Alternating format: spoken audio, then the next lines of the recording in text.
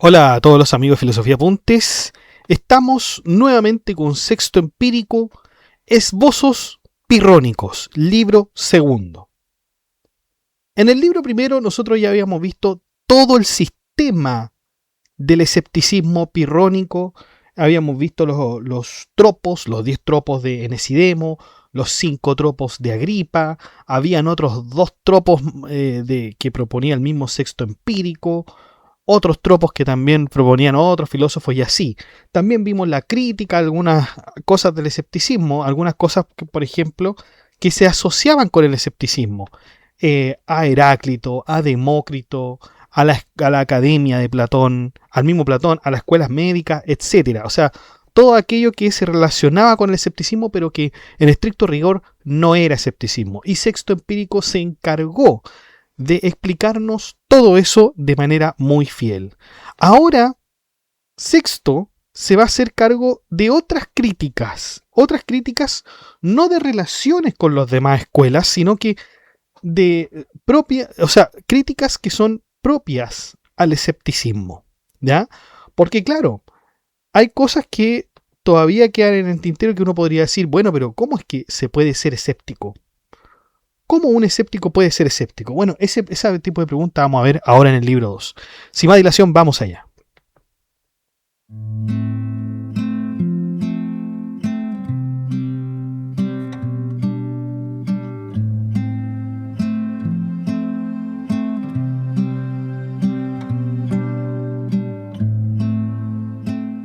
Bueno, la primera pregunta es, oye, ¿aprenden los escépticos?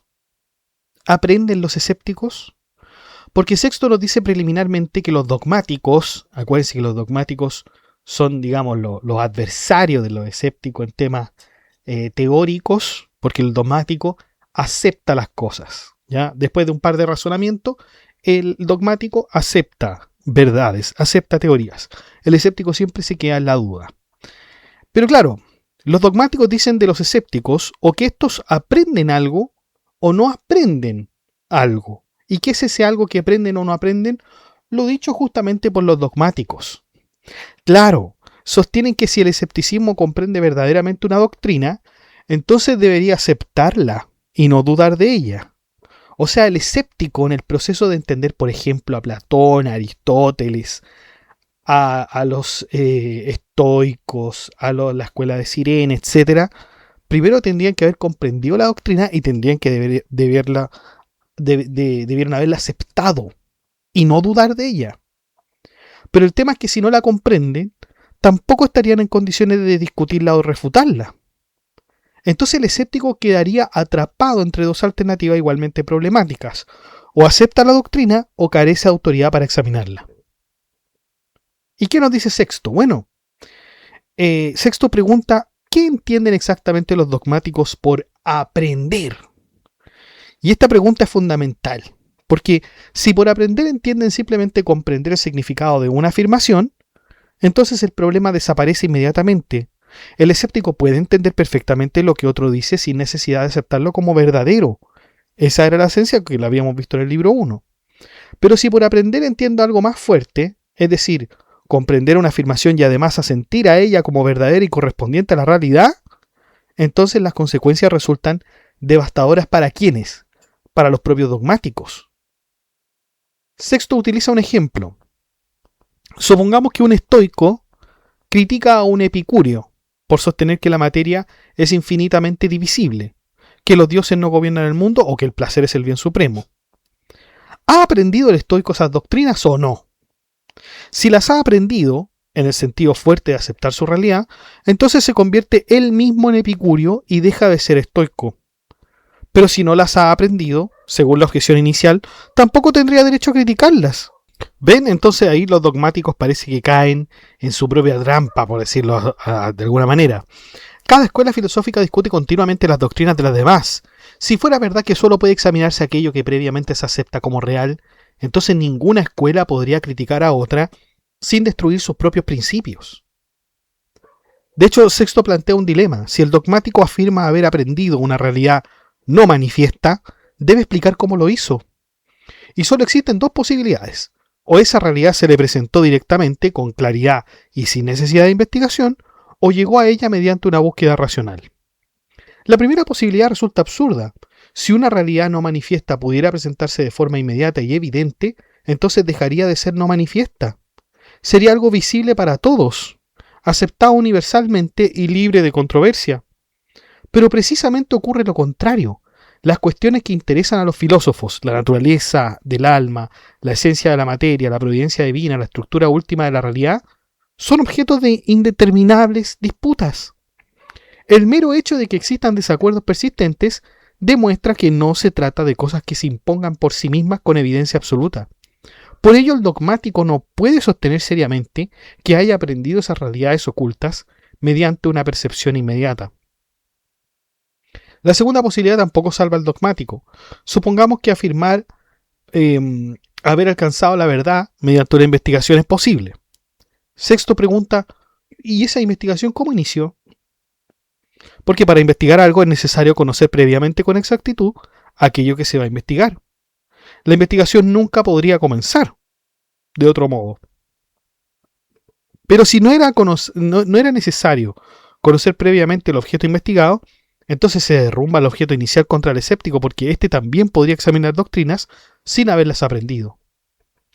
Si para investigar es necesario haber aprendido previamente el objeto de investigación y para aprenderlo es necesario haberlo investigado antes, entonces ambas actividades dependen mutuamente de manera circular. La investigación exige aprehensión y la aprehensión exige la investigación. Ninguna de las dos puede comenzar primero. Si insisten los dogmáticos en que el conocimiento debe preceder a la investigación, nunca podrán investigar nada. Si sostienen que la investigación debe preceder al conocimiento, entonces admiten implícitamente que es posible examinar cuestiones no aprendidas precisamente, que era lo que le negaban al escéptico. En ambos casos ellos quedan atrapados. Ahora bien, Sexto concede que si por aprender se entiende simplemente comprender el significado de una afirmación, entonces no hay ningún problema para el escéptico. El escéptico entiende perfectamente las doctrinas que examina, comprende los argumentos, sigue los razonamientos y capta las consecuencias de cada teoría. Lo único que no hace es dar el paso adicional de afirmar que esas doctrinas corresponden efectivamente a la realidad. Por lo tanto, comprender algo y creerlo son actos muy, muy distintos. Para Sexto, el entendimiento surge naturalmente cuando una idea se presenta a la mente de manera inteligible. No depende de que la cosa pensada exista realmente. Podemos entender conceptos verdaderos y falsos, reales e imaginarios. Comprendemos perfectamente las historias mitológicas, los seres fantásticos, las hipótesis filosóficas más extravagantes, sin necesidad de aceptar que existan realmente. Por ello, el hecho de entender una doctrina nos obliga a darle asentimiento. De esta manera, entonces, el escéptico puede investigar y comprender todas las doctrinas filosóficas sin abandonar la suspensión del juicio.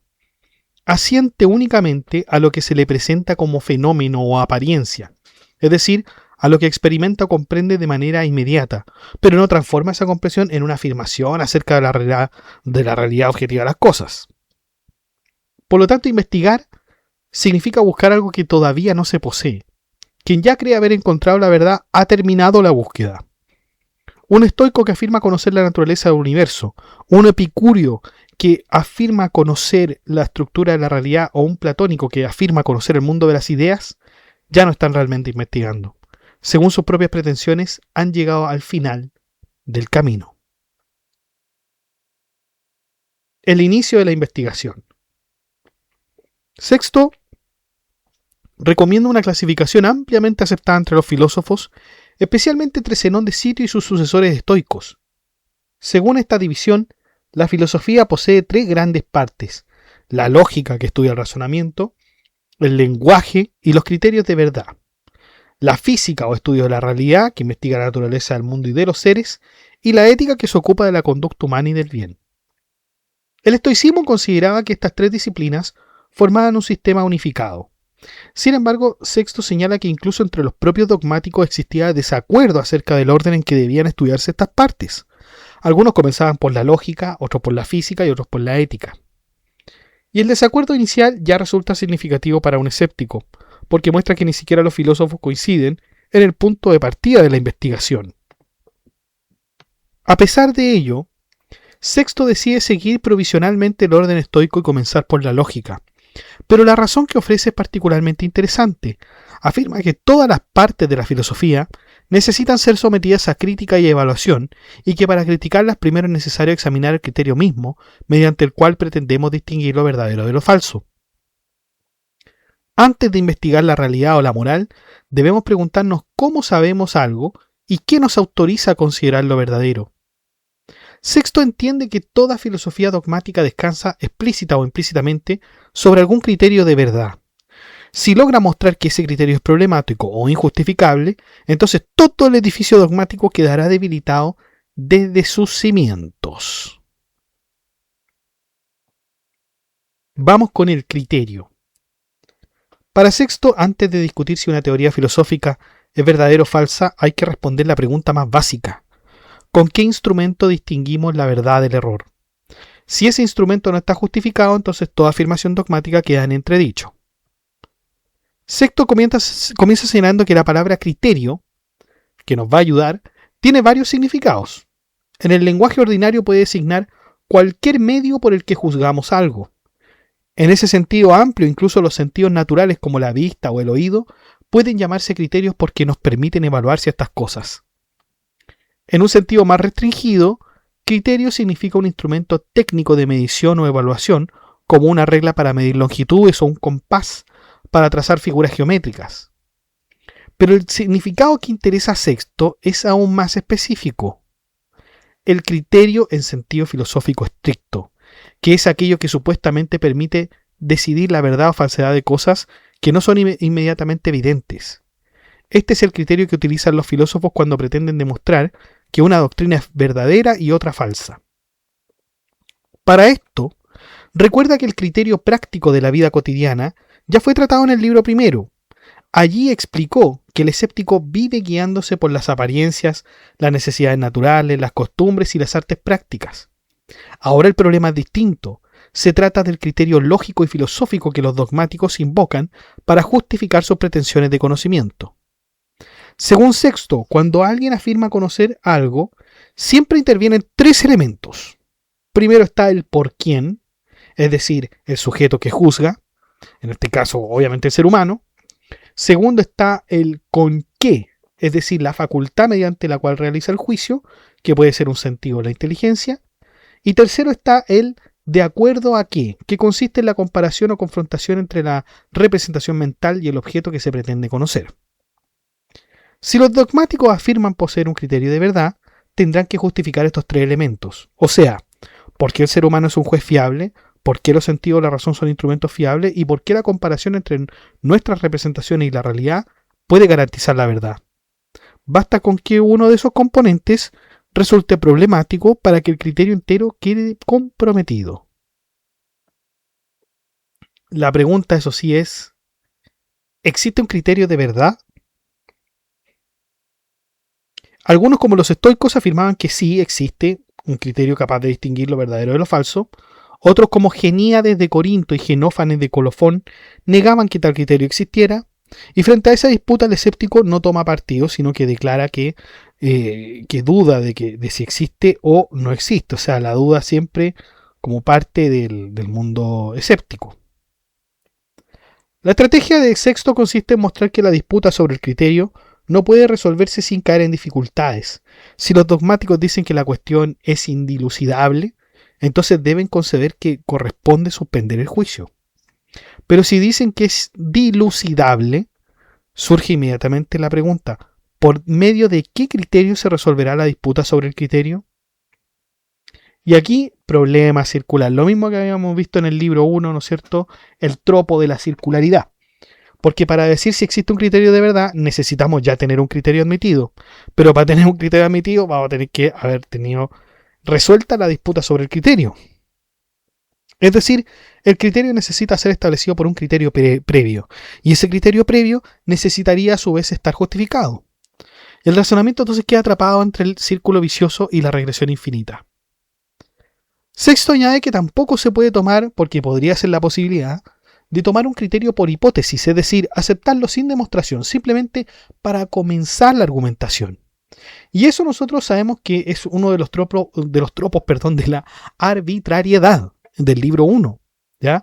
La arbitrariedad es un problema, porque imagínense que yo les diga, bueno, la Tierra gira alrededor del Sol. Me pregunten por qué, yo les digo, porque sí, porque la Tierra gira alrededor del Sol.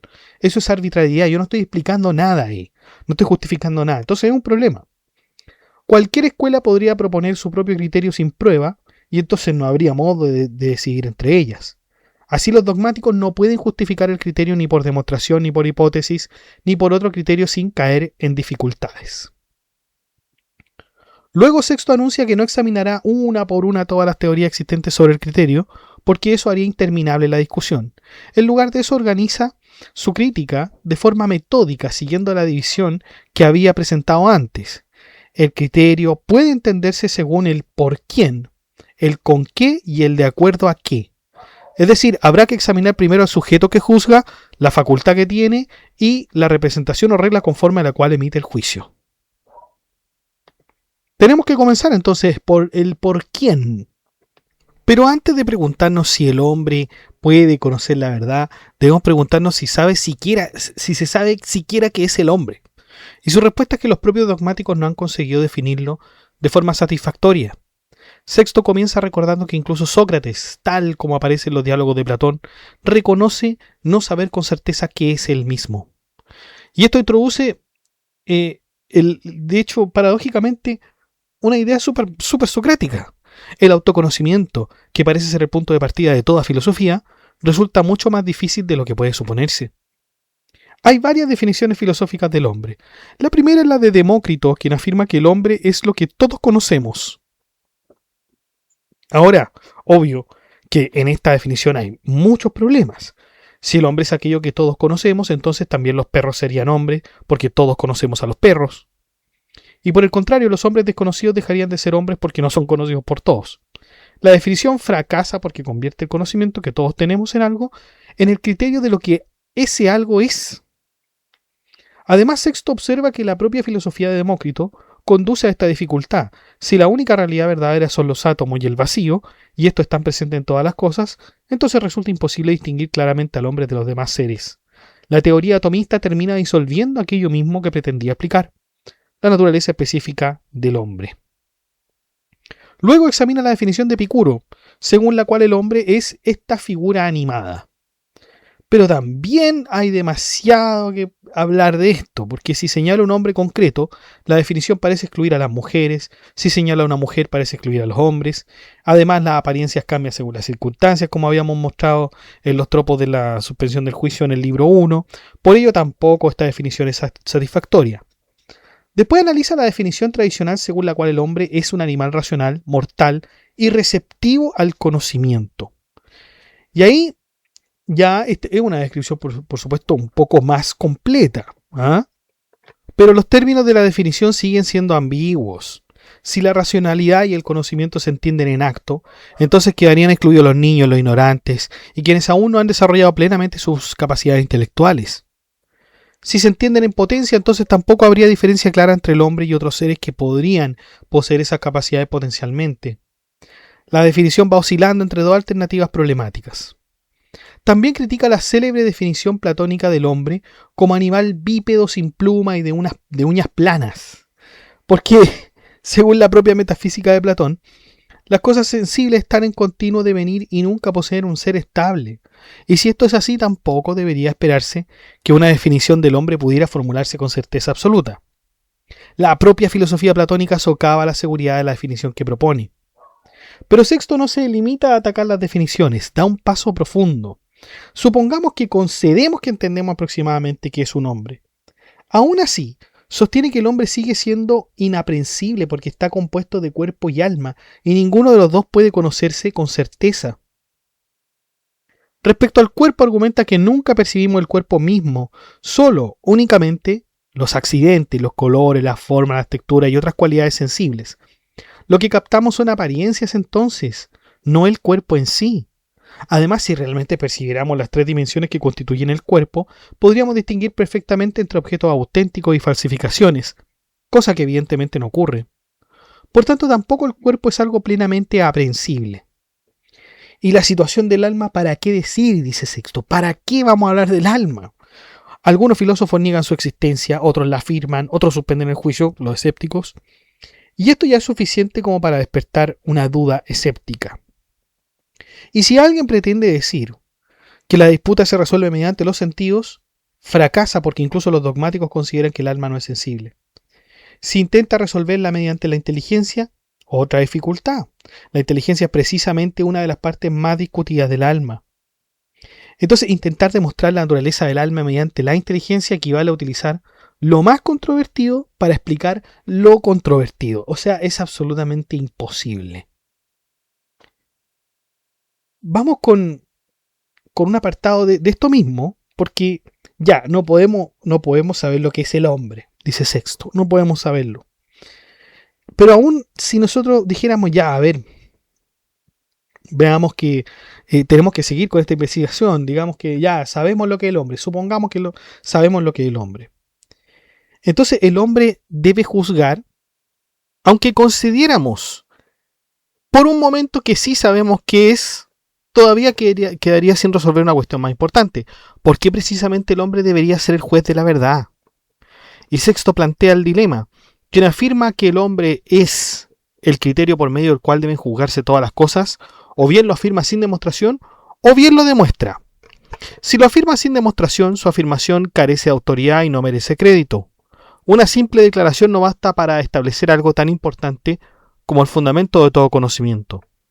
Pero la situación tampoco mejora si intenta demostrarlo. Toda demostración debe ser examinada para determinar si es verdadera. Y para examinar hace falta alguien que la juzgue. Sin embargo, precisamente estamos investigando quién es el juez legítimo de la verdad. Por consiguiente, la demostración del criterio presupone ya el criterio cuya existencia intenta demostrar. Antes de aceptar la demostración habría que saber quién está capacitado para validarla, y eso es justamente lo que todavía no se ha establecido. De esta forma aparece nuevamente una de las armas favoritas de Sexto, el círculo vicioso. El criterio necesita una demostración para ser aceptado, pero la demostración necesita un criterio para ser validada. Ninguno de los dos puede establecerlo primero sin depender del otro. Pero hay más. ¿Quién juzga que el hombre es el juez adecuado? Si respondemos que es el propio hombre quien lo juzga, estamos suponiendo precisamente aquello que queremos demostrar. Es como si un acusado actuara simultáneamente como juez en su propio proceso. El razonamiento presupone su conclusión. Entonces podría intentarse recurrir a otro animal para validar al hombre. Pero inmediatamente Sexto pregunta por qué ese otro animal sería una autoridad fiable. Si se acepta sin justificación, la respuesta es arbitraria. Si se intenta justificar, se necesitará un nuevo juez para validar esa justificación. Si ese nuevo juez es nuevamente el hombre, reaparece nuevamente el círculo vicioso. Si es otro ser distinto, habrá que justificar también su autoridad, y así sucesivamente. Esto no termina. Si los dogmáticos quieren que aceptemos el juicio humano como criterio, antes deberían ponerse de acuerdo sobre qué hombre merece ser seguido. Pero precisamente la historia de la filosofía muestra una disputa interminable entre escuelas rivales. Epicúreos, estoicos, cínicos, cirenaicos y otros sistemas defienden posiciones incompatibles. Mientras persista esa discordia, no existe ninguna razón para adherirse precipitadamente a uno de ellos. Los dogmáticos podrían responder que debe seguirse al sabio, al más sabio de todos. Pero pregunta Sexto, ¿quién es ese sabio? ¿Es el estoico, el epicúreo, el cínico? No existe acuerdo, entonces volvemos a lo mismo. Entonces Sexto examina una respuesta más sofisticada. Seguir al hombre más inteligente de todos. Sigamos al hombre más inteligente de todos. Pero aquí se observa también que surgirían disputas acerca de quién posee realmente esa superioridad intelectual. Pero incluso concediendo que pudiera identificarse al más inteligente de los hombres, quedaría una dificultad. Porque tenemos que ver el criterio, por cómo se eligió, y de nuevo volvemos a lo mismo. Siempre es posible imaginar que en el futuro aparezca quizás alguien aún más inteligente que la persona actualmente considerada la más sabia. Si debemos confiar en el más inteligente, habría que esperar a ese futuro individuo, Y cuando aparezca habría que esperar a otro todavía más inteligente. Y así también hay otro círculo infinito. Nunca tendríamos razones suficientes para sentir definitivamente al juicio de nadie. Pero, incluso teniendo todo esto en cuenta, Sexto nos dice, oye, veamos lo siguiente. Supongamos que realmente existe un hombre absolutamente superior a todos los demás en inteligencia. Bueno, si existiera, aún no deberíamos confiar plenamente en él. Las personas especialmente brillantes poseen una extraordinaria capacidad para construir argumentos persuasivos. Cuando defienden una tesis, no sabemos si están exponiendo la verdad o si simplemente utilizan su talento para presentar convincentemente algo falso como si fuera verdadero. Precisamente porque son más inteligentes que nosotros, podrían engañarnos sin que nosotros fuéramos capaces de descubrirlo. Entonces, nuevamente, cuanto más hábil es alguien argumentando, más difícil resulta distinguir si nos convence porque tiene razón o porque domina mejor la técnica de la persuasión. Entonces, ¿qué podríamos hacer? No sabemos quién es el hombre. Si supiéramos, ¿cómo vamos a saber que él debe juzgar? Si tenemos al más inteligente, podría engañarnos. Incluso si tuviéramos al más inteligente en el futuro, podría haber otra persona mucho más inteligente. Tendríamos que esperarla, pero después esperar a esa persona incluye esperar a otra más. Y así. Pero ¿y entonces qué vamos a hacer? ¿Qué vamos a hacer? Dice Sexto. Bueno, pensemos en la mayoría. Ya, perfecto, no tenemos al hombre indicado, quizá inteligente, la persona más sabia del mundo, pero bueno, entonces veámoslo por la mayoría. Porque muchas personas creen que una creencia es más fiable cuando cuenta con el apoyo de la mayoría de los hombres. Sin embargo, Sexto rechaza esto también. Porque la verdad podría ser algo extremadamente raro y excepcional. Nada garantiza que la mayoría tenga razón. De hecho, una sola persona podría ser más sabia que una multitud. Además, cualquier mayoría es relativa, porque por cada grupo que apoye un criterio, habrá otros grupos que apoyen criterios diferentes. Y si intentamos determinar cuál es la verdad, la verdad, digamos, o más bien el grupo más grande de la mayoría de toda la humanidad que determina una cosa, nos encontramos con una dificultad. El número de seres humanos es inmenso y cambiante, por lo que resulta imposible examinar los juicios de todos ellos para saber qué piensa realmente la mayoría. Por lo tanto, tenemos muchos problemas con esta primera frase sobre el por quién. Es difícil determinar a alguien que nos conduzca a la verdad. Vamos a ver si nos va con mejor suerte sobre el con qué. Claro, porque el con qué es la facultad mediante el cual el ser humano pretende conocer y juzgar las cosas. Si ya habíamos visto quién, ahora tenemos que ver con qué. Aunque esta explicación es un poco más corta, esto es muy importante en el escepticismo. Sexto comienza señalando que la controversia sobre este tema ha sido enorme entre los filósofos. No existe acuerdo de cuál es la facultad que permite alcanzar la verdad. Algunos privilegian los sentidos, como sabrán, otros la inteligencia y otros ambas facultades. Recordando la división introducida anteriormente, Sexto señala que ya examinó el criterio entendido como el por quién, es decir, el hombre que juzga. Ahora corresponde ver con qué lo hace. ¿Ya? Según los propios dogmáticos, el ser humano dispone fundamentalmente de dos facultades para conocer: la sensibilidad y la inteligencia. Todo conocimiento debe proceder de una de ellas o de ambas conjuntamente. La estrategia escéptica será entonces extremadamente simple y poderosa. Si logra demostrar que los sentidos por sí solos no pueden servir como criterio seguro, que la inteligencia por sí sola tampoco puede hacerlo y que tampoco la combinación entre ambas, habrá eliminado todas las posibilidades disponibles. Y no hará falta refutar una por una las innumerables teorías filosóficas, porque todas terminan reduciéndose a estos tres casos fundamentalmente.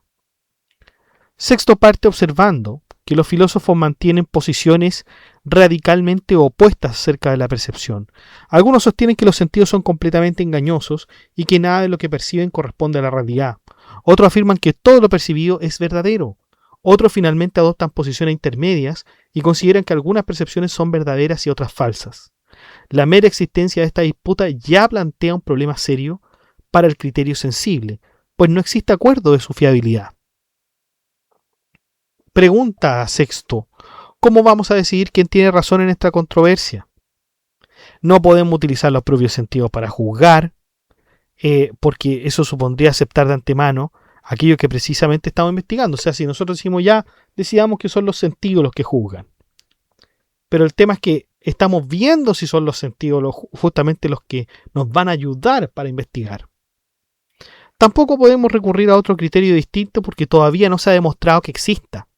Entonces la cuestión queda suspendida y resulta imposible determinar con certeza si los sentidos captan la realidad o si producen impresiones vacías. Sin embargo, Sexto decide conceder provisionalmente algo a sus adversarios. Supongamos que los sentidos efectivamente perciben algo real. Aún en ese caso, sostiene que no serían criterios fiables para juzgar los objetos exteriores, y la razón es que los sentidos producen percepciones contradictorias. A ver, ¿con qué ejemplos? Unos ejemplos que yo he ocupado. La miel que parece dulce a algunas personas y amarga a otros. Un color que parece rojizo, para otros resulta blanco. El perfume que es sano para el ser humano, desagradable para unas personas es desagradable para otros. Entonces, la percepción depende del estado del sujeto que percibe. Entonces, ¿cuál de esas percepciones debemos considerar verdaderas? Si no existe un criterio independiente, nada que hacer. Ahora los dogmáticos podrían responder: debemos confiar en las percepciones de las personas sanas y desconfiar de las que se encuentran en estados anormales. Pero entonces Sexto va a preguntar cómo sabemos que la percepción del individuo sano es la correcta. Si se responde que lo sabemos por demostración, esa demostración necesitará un criterio de verdad y ya ustedes saben la historia. Incluso si aceptáramos que las percepciones normales son las más fiables que las anómalas, bueno, los sentidos se contradicen porque también entre personas perfectamente sanas y en condiciones ordinarias se dan ciertos fenómenos que son distintos. Por ejemplo, lo mismo de la torre. Alguien que ve una torre de cerca y de lejos la ve de distintas formas. Si nosotros ponemos un objeto bajo el agua y lo sacamos del agua, va a tener dos formas distintas. Entonces, bueno, o al menos se va a ver de dos formas distintas si estamos por el criterio de los sentidos. Entonces, los sentidos no nos sirven. O sea, así de simple nos dice Sexto, no importa si la persona está enferma o está sana. ¿Y qué pasa con la inteligencia? Es exactamente el mismo problema. Vamos a averiguar qué es la inteligencia, pero lo tenemos que hacer con la inteligencia. Y no hemos definido lo que es la inteligencia, entonces precisamente por eso, ¿cómo vamos a ver el tema de la inteligencia?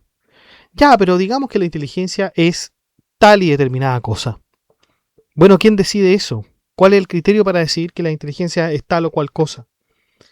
Y ahí vamos a ver cuál es el criterio y vamos a tener que preguntar de dónde salió ese criterio. Y así, también es el mismo, absolutamente el mismo problema que los sentidos. Vamos a ver si la investigación se puede hacer de acuerdo a qué, es decir, aquello conforme a lo cual emitimos un juicio. Los dogmáticos suelen responder que juzgamos las cosas mediante las representaciones mentales, las fantasiae, las impresiones, imágenes que los objetos producen en nuestra mente. Pero esto obviamente también tiene muchas dificultades. La representación, o sea, los estoicos definían la representación como una especie de huella o marca impresa en la inteligencia, esto de los signos. Y Sexto considera oscura esta idea. Si el alma es un soplo extremadamente sutil, como afirmaban los estoicos, resulta difícil comprender cómo podría conservar marcas semejantes a las impresiones que un sello deja sobre la cera. Y si las representaciones son simples alteraciones sucesivas, entonces las nuevas impresiones borrarían continuamente las anteriores, haciendo imposible explicar la memoria y el conocimiento acumulado que poseen los seres humanos. Antes de utilizar la representación como criterio, habría que aclarar qué es exactamente y por eso parece problemático. Y entonces, ¿cómo vamos a verificar las representaciones? Por medio de la inteligencia. Pero ya hablamos de la inteligencia y ya dijimos que el concepto de inteligencia es súper problemático, ¿no? Bueno, los dogmáticos creen que la inteligencia conoce los objetos exteriores mediante los sentidos. Pero ya sabemos que los sentidos nos entregan directamente los objetos. Ya está bien, nos entregan los objetos exteriores, pero nunca lo que efectivamente son. nos proporcionan más bien sensaciones, ¿ya? Cuando percibimos la miel no la captamos en sí misma, más bien lo que captamos es una sensación de dulzura. Cuando lo mismo podría, por ejemplo, pasar con el ajenjo, ¿ya? Con el ajenjo si lo probamos estamos viendo más bien una sensación de amargor, pero no el ajenjo en sí mismo. Entonces las representaciones mentales al final eh, no son nuestras sensaciones. Y ya dijimos que las sensaciones es difícil tenerlas como criterio para juzgar. Ya tratando de refutar entonces los sentidos, la inteligencia, lo que entendemos por hombre, los criterios, las representaciones mentales, Sexto va a dar un paso más allá. Veamos el concepto de verdad, veamos la verdad. Y dice que incluso si consideráramos provisionalmente que tal criterio existe, todavía quedaría un problema más profundo. Demostrar que realmente existe aquello que llamamos verdad o lo verdadero. En otras palabras, aunque tuviéramos una regla para distinguir lo verdadero de lo falso, esa regla sería inútil si la propia verdad resulta problemática. Vamos a ver si con los criterios escépticos entonces la verdad resulta problemática o puede ser un criterio. Lo primero que hace Sexto es presentar una distinción utilizada por los dogmáticos, especialmente los estoicos, entre lo verdadero y la verdad. Aunque en el lenguaje común parecen sinónimos, ellos sostenían que se trata de dos cosas distintas. La primera diferencia es de esencia. Lo verdadero sería algo inmaterial porque consiste en el contenido o significado de una proposición concreta. Por ejemplo, cuando alguien dice estoy hablando o estoy dictando, el carácter verdadero de esa afirmación pertenece al sentido de la proposición. La verdad, en cambio, sería algo material porque consiste en un conocimiento sistemático que reúne todas las verdades particulares. Y como los estoicos consideraban que la mente es corporal, una especie de aire o soplo material, también la verdad entendida como estado de la mente tendría carácter material. La segunda diferencia es estructural. Lo verdadero aparece en afirmaciones aisladas. Una proposición particular puede ser verdadera o falsa. La verdad, por el contrario, sería el conjunto organizado de muchas verdades. Es la diferencia entre conocer un hecho verdadero y poseer una ciencia completa que integre innumerables hechos verdaderos en un sistema coherente. La tercera diferencia es de potencia o perfección.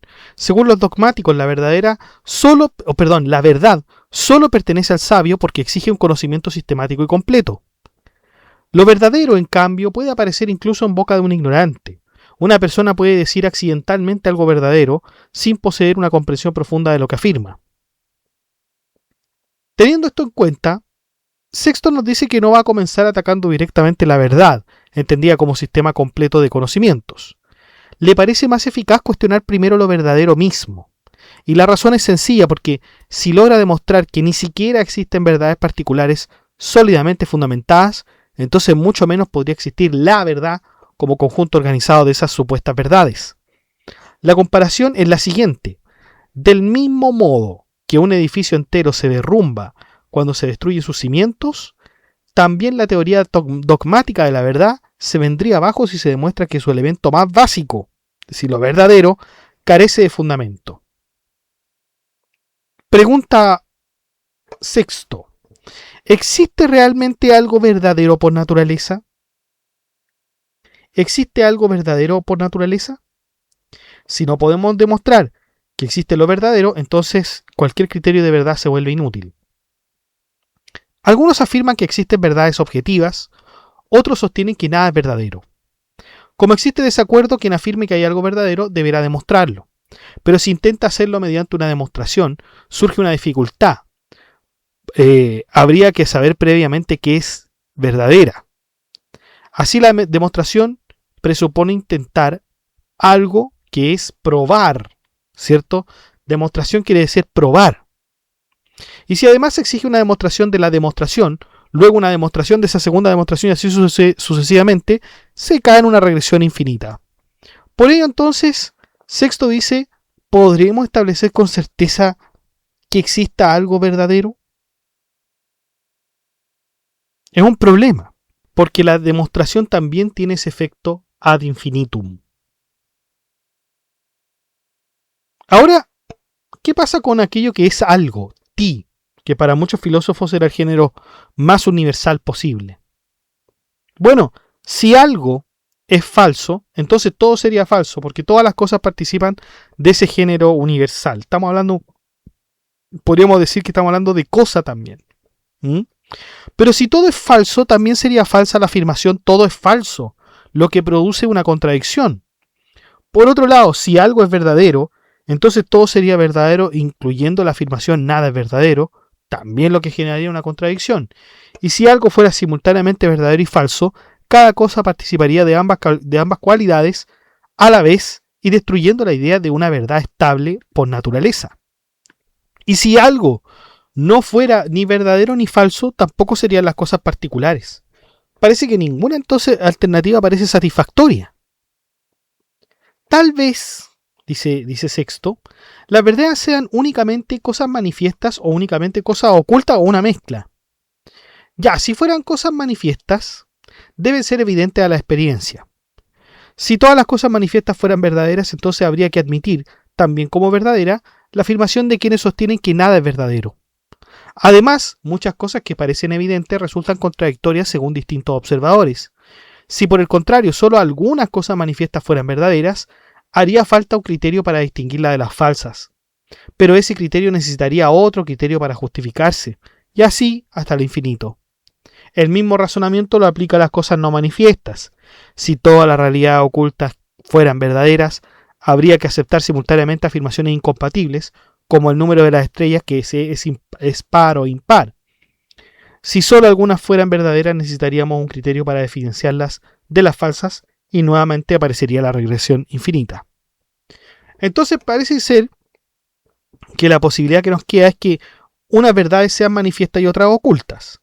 Pero Sexto sostiene que esto tampoco funciona, porque si todas las manifestaciones y todas las cosas ocultas son verdaderas, reaparecerían contradicciones. Pues si solo algunas de cada grupo son verdaderas, se vuelve a necesitar un criterio para distinguirla, criterio que requerirá otro y así ad infinitum.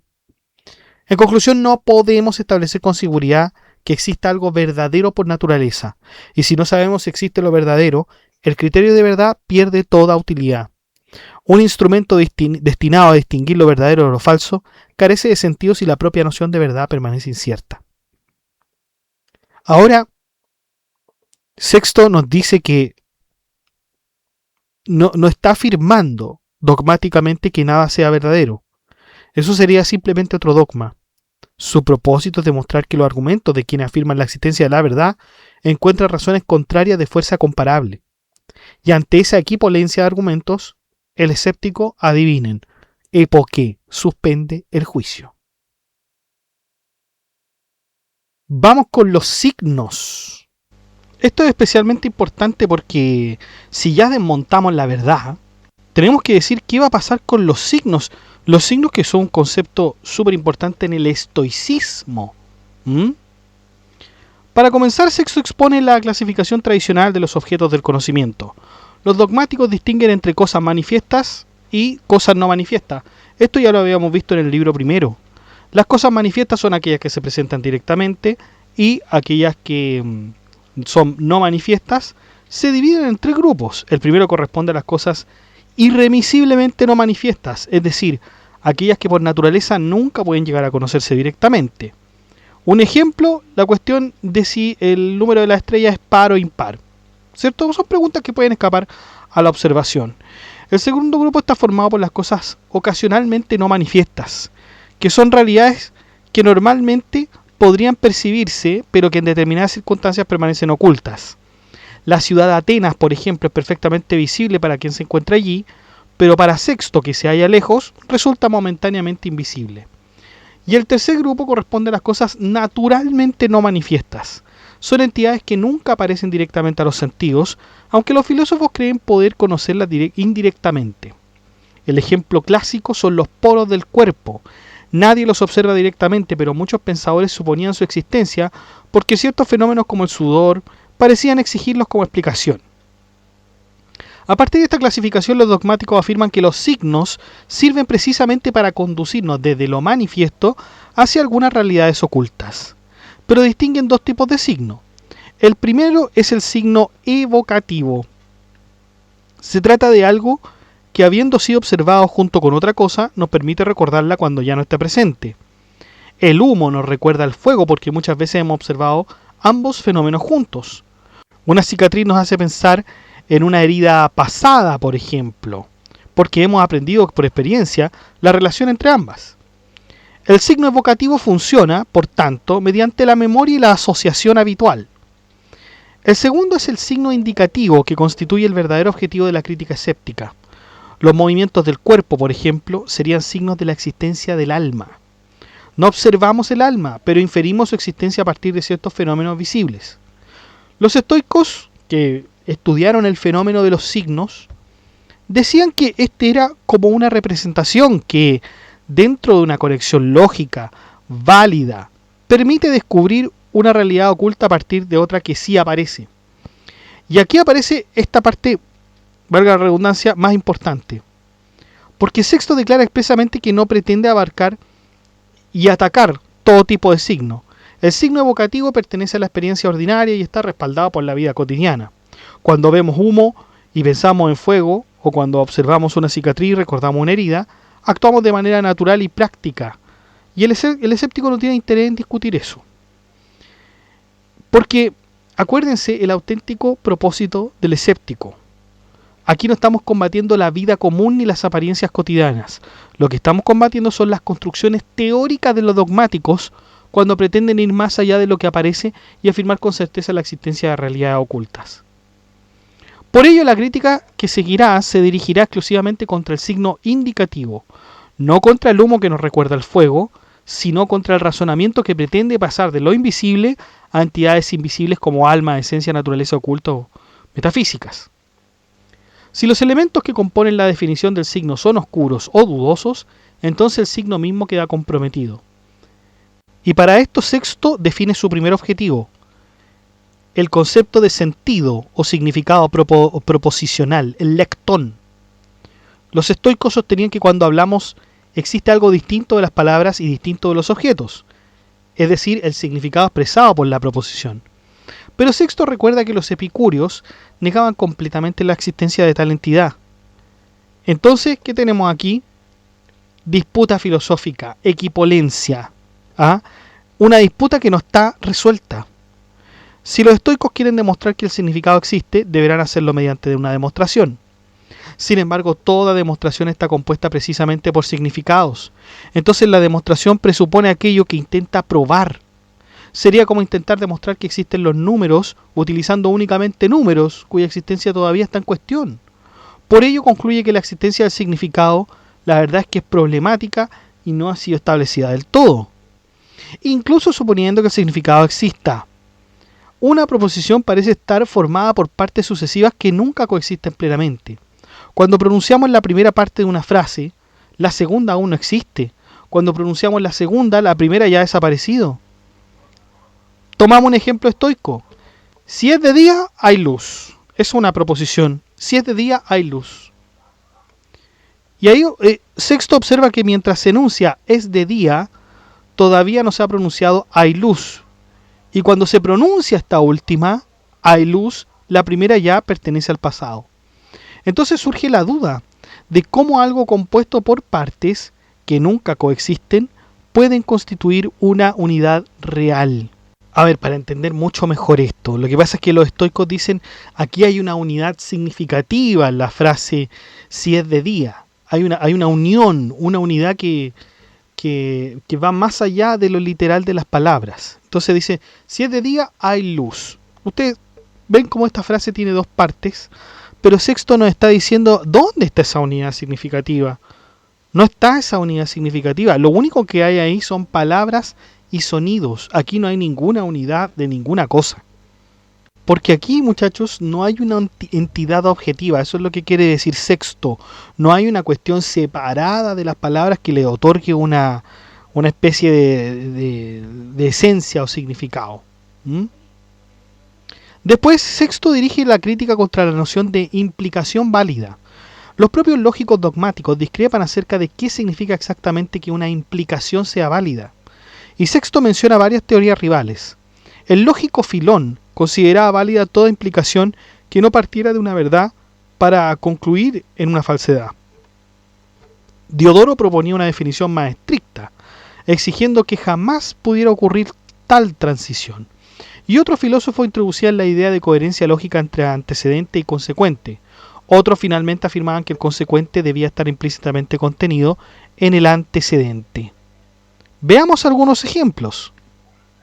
Recordemos que las implicaciones en lógica son del tipo si A, entonces B. ¿Se dan cuenta? O sea, si tenemos A, entonces B. A sería, por ejemplo, el antecedente y B el consecuente. Por ejemplo, si llueve A, entonces el suelo se moja. B. ¿Cuál es el antecedente? Llueve. El consecuente, el suelo se moja. Ahí hay una implicación y afirma que si ocurre A, entonces debe ocurrir B. Podríamos decir también si un número es múltiplo de 4, entonces par. Si alguien es viudo, entonces estuvo casado. En todos estos casos parece existir una relación entre la condición y la consecuencia. Sin embargo, no todas las implicaciones son tan evidentes.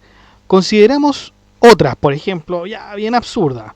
Si Napoleón vive en Marte, entonces 2 más 2 son 4. Si los gatos hablan francés, entonces Santiago es la capital de Chile. Si Platón era filósofo, entonces las manzanas son rojas. Todas tienen la forma si A, entonces B. Pero intuitivamente nos parecen extrañas porque el antecedente y el consecuente no guardan ninguna relación. Y ahí está lo que le interesa a Sexto. ¿Qué hace que una implicación sea realmente válida? ¿Basta que tenga la forma si A, entonces B? ¿O debe existir algún vínculo lógico entre ambas preposiciones? Y así cada escuela se pelea por este tipo de cosas, por lo tanto no hay un criterio neutral para decidir entre ellas, y la noción misma de implicación válida se vuelve súper incierta. Toda demostración presupone una relación válida entre premisas y conclusión, pero para saber si esa relación es válida necesitamos comprender previamente qué es esto de la implicación válida, pero ya vimos que esto se tiene que justificar mediante demostraciones. Entonces, la demostración todavía necesita una implicación inválida y la implicación inválida necesita la demostración, y así nuevamente caemos en el tropo de la repetición. ¿Qué pasa con el antecedente? Porque no para los lógicos, sino que para los estoicos, constituye el signo el antecedente. El problema es que el antecedente debe revelar un consecuente, pero si el consecuente ya es manifiesto, entonces no necesita ser revelado y el signo resulta superfluo. Y si el consecuente no es manifiesto, tampoco sabemos si es verdadero o falso, porque precisamente estamos investigando la naturaleza de las cosas ocultas. Entonces tampoco queda claro qué clase de cosa está revelando realmente el signo. Sexto también nos dice que una cosa ya es el signo y otra es el significado. Los estoicos afirmaban simultáneamente dos cosas: que el signo es correlativo de los significados y que es revelador de los significados. Pero para Sexto ambas características parecen incompatibles. Las cosas correlativas se conocen conjuntamente. Nadie puede comprender la noción de derecha sin la izquierda, ni la del padre sin la del hijo. Los dos términos aparecen simultáneamente en la comprensión. Si el signo es correlativo de los significados, ambos deberían conocerse al mismo tiempo. Pero entonces, un signo revelador debe ser conocido antes que aquello que revela. El humo debe percibirse antes de que infiramos el fuego. Una huella debe observarse antes de que pensemos en quién la dejó. El signo, en cuanto revelador, debe preceder cognitivamente a los significados. Incluso si consideramos provisionalmente todas las definiciones estoicas anteriores, todavía seguirían existiendo graves problemas para afirmar que el signo realmente existe. Veamos. Entre los filósofos ya hay desacuerdo sobre la existencia misma del signo indicativo. Algunos sostienen que existe, otros niegan su existencia. Entonces quien afirma que existe debe justificar su posición, pero si simplemente lo afirma, no merece crédito. Y si intenta demostrarlo, se enfrenta a una realidad muy, muy difícil. Toda demostración es ella misma una especie de signo. Por lo tanto, como ya sabemos lo circular que puede ser el tema de la demostración y la implicación inválida, la verdad es que sería absurdo seguir. ¿Y cómo pueden ser los signos? Si existen signos, estos deben ser de tres clases posibles, nos dice Sexto. Todos manifiestos, todos no manifiestos o una mezcla de ambos. Sexto examina cada alternativa para mostrar que ninguna resulta satisfactoria. Primero considera la hipótesis de que todos los signos sean no manifiestos. Y aquí aparece nuevamente el problema de la regresión infinita. Si un signo no manifiesto necesita otro signo para ser comprendido, y ese segundo signo también es no manifiesto, entonces necesita un tercero y así sucesivamente sin término. Como nadie puede recorrer una serie infinita de signos, el signo jamás llegaría a ser conocido. Pero un signo desconocido no puede desempeñar la función de revelar nada. Por lo tanto, la hipótesis fracasa. Veamos entonces si todos los signos son manifiestos. En este caso, reaparece la teoría de las relaciones correlativas. Si el signo es correlativo de los significados, ambos deben conocerse simultáneamente, pero entonces aquello que el signo supuestamente revela también será manifiesto, y si lo significado ya es manifiesto, no necesita ser revelado. Por lo tanto, desaparece la función misma del signo. Sería tan absurdo como afirmar que la izquierda revela a la derecha o que la derecha revela a la izquierda. Ambas se conocen conjuntamente. Hay una tercera posibilidad, que algunos signos sean manifiestos y otros no manifiestos. Pero las dificultades entonces anteriores reaparecen combinadas, porque los signos manifiestos no pueden revelar nada porque sus significados serían igualmente manifiestos. Los signos no manifiestos, en cambio, caerían en la regresión infinita de signos que necesitan otros signos para ser comprendidos. Entonces, nada, parece que la existencia del signo está muy entredicha. Y Sexto hace exactamente lo contrario. Presenta ahora argumentos que parecen demostrar que el signo sí existe. Y esto es casi una paradoja porque Sexto pregunta qué ocurre con las propias expresiones utilizadas para negar la existencia del signo. Si esas expresiones no significan nada, entonces carecen de fuerza para refutar alguna cosa. Pero si significan algo, entonces ya están funcionando como signos de aquello que significan. En ese caso, la propia crítica del signo estaría presuponiendo la existencia de algún tipo de signo. La negación entonces del signo parecería destruirse a sí misma. Y el segundo argumento se refiere a las demostraciones. Quienes argumentan contra el signo utilizan razonamientos. Ahora bien, esos razonamientos son demostrativos o no lo son. Si no son demostrativos no prueban nada, pero si son demostrativos entonces la demostración misma tiene que ser un signo, como habíamos dicho anteriormente, porque revela una conclusión a partir de unas premisas. Así, el intento de negar el signo vuelve a apoyarse en aquello que pretende destruir. Si existe signo, fíjense lo que dice Sexto, si existe signo, existe signo. Eso parece algo sumamente trivial. Pero si no existe signo, existe signo, porque la prueba de que no existe signo tendría que realizarse mediante una demostración y toda demostración es un signo. De este modo, tanto la afirmación como la negación parecen conducir a la existencia del signo. Sin embargo, inmediatamente después introduce el razonamiento contrario Sexto. Si no existe signo, evidentemente no existe signo. Y si existe el signo definido por los dogmáticos, tampoco existe signo, porque precisamente en los análisis anteriores habíamos mostrado que ese supuesto signo correlativo y revelador parece incoherente. Así, tanto las tesis como las antítesis generan dificultades equivalentes. Si las afirmaciones escépticas no significan nada, entonces tampoco sirven para refutar el signo, pero si significan algo, entonces precisamente significan que el signo no existe. De esta forma el razonamiento parece girar continuamente sobre sí mismo, sin permitir nunca una conclusión. Pero Sexto tampoco quiere construir una doctrina alternativa, tampoco quiere demostrar definitivamente que el signo no existe. Su objetivo es demostrar que existen argumentos plausibles en ambas direcciones. Esto lo habíamos señalado ya en el libro primero, la equipolencia, ¿cierto? Cuando una cuestión puede sostenerse con fuerza de razones comparables a favor y en contra, el resultado que es, ya sabemos, la suspensión del juicio. Hablemos ahora de la demostración. El punto de partida es la definición aceptada por los dogmáticos. ¿Y qué sostenían los dogmáticos? que una demostración es un razonamiento compuesto por premisas y una conclusión. Pero Sexto toma precisamente esa definición y la vuelve contra ellos. Porque dice Sexto, todo compuesto existe gracias a que sus partes constituyentes existen juntas formando una unidad.